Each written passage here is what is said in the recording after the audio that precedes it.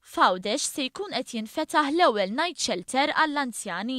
Ħabret dan is-Segretarju Parlamentari għall-Anzjanità Attiva u Persuni b'Diżabilità Justyne Caruana waqt sessjoni oħra mis-sensiela Gvern li Jisma.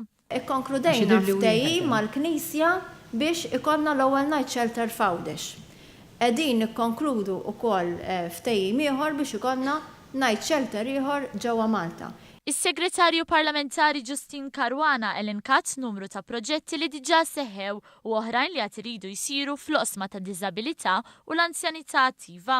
Fost oħrajn għamlet referenza għad djar residenzjali ta' persuni b'diżabilità fil-lokalitajiet.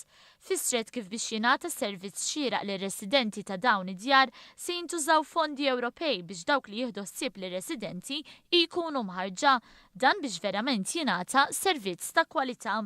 F'din il-laqgħa ma naqsux l-interventi tal-pubbliku fost dawk li qalu tagħhom kien hemm Robert Vella.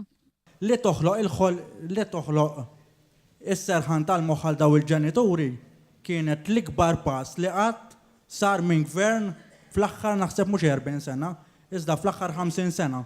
Min-naħa l-oħra, il-fatt li ħajkun hemm board members b'diżabilità jaqbeż ħafna għal daw il-persuni. Caruana tkellmet ukoll dwar l-istrateġija tal-Gvern li jintegra l-anzjani fil-komunità.